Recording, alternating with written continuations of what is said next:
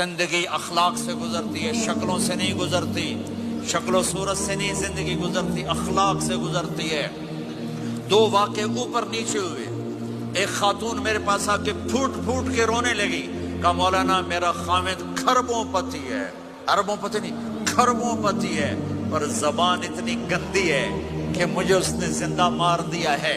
और चंद दिन के बाद एक नौजवान मिला। कहा मौलाना जिंदगी की हर दौलत मौजूद है, पर मेरी बीवी की जबान बहुत गंदी है, मेरा घर बर्बाद होकर रह गया है।